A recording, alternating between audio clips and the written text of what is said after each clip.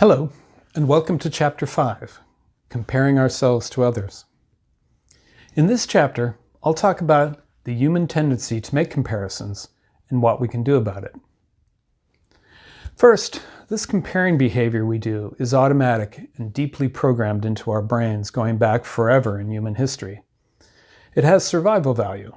It's not going anywhere.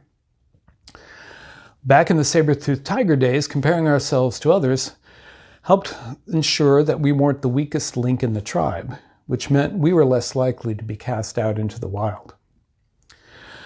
This continues in our modern times and begins at an early age with comparing ourselves to the achievements and appearance of our siblings, classmates, and a million images in the media. This continues into adulthood. We ruthlessly compare our parenting to that of other parents. Comparing ourselves to others and judging our behavior against reasonable standards doesn't have to be bad. It can motivate us to try a little harder or to improve ourselves. But there can be what we might think of as toxic comparison. Distressing, often anxiety-provoking, and ultimately unhelpful. These comparisons often involve words like should or shouldn't, always and never, but there are many variations. Toxic comparison quickly leads to stress and maladaptive coping. An example for a teen might be concluding that they will never be as good as the best of the soccer players on their team, so they quit soccer altogether. Since we can't get rid of comparisons, what can we do? We can learn to recognize toxic comparing. We can then learn to step back from comparisons and make decisions that work for us and for our teen. This involves 4 steps. First, just noticing your comparing thoughts and feelings in the moment. Then, sticking with the known facts. Number 3, staying in the moment. And finally, dealing effectively with the situation. So, we begin by noticing our comparing thoughts. For example, I find myself thinking that I'm a failure as a parent because my teen won't go to school, or do chores, or have as many friends as the kids of all the other parents I know. When this happens, do I then feel angry or impatient or hopeless? How does this thinking and feeling then influence my decision making? Do I give up entirely, or do I ramp up the nagging? Once we've caught ourselves comparing, we'll want to orient to what's actually going on so that we can stick with the facts. Let's try something. Write down an example of a recent time when you made unhelpful comparisons, and then I'll walk you through 3 questions about that situation. First question. In this situation you've identified, what are the known facts? For example, my teenage daughter is always dragging out the morning routine and making us late, and that's not fair to her brother or to me.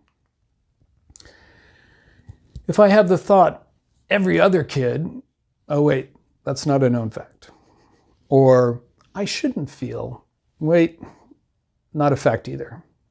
Stick with the facts. In the morning, my teen does not get ready at a pace that allows us to be on time. Second, what was the situation at the moment I was having that comparing thought? Is it 3 o'clock in the morning and I'm awake fretting about the problem? Or is it 7 o'clock in the morning and I can see that the routine is grinding to a halt and everyone is going to be late? Our third question. So how would you best deal with that situation? If it's 3 o'clock in the morning and there's nothing I can really do about my teen's morning routine, I can breathe deeply and evenly and let my body fall back to sleep. If it is 7 o'clock in the morning, I can connect with my teen, validate her anxiousness, and direct her to the next step in the routine. So, comparing is deeply programmed into our human behavior patterns. It's going to happen, but we can learn to recognize toxic comparison when it shows up and make some moves that work better for us and for our teen. I invite you in the days ahead to notice when comparisons show up and what you then do. What are your thoughts and feelings, and what are your typical tendencies toward action or inaction? I'll ask you to stick with the facts and identify the situation in the moment. For example, by her disorganized and slow behavior, I can see that Susie is feeling anxious about school today.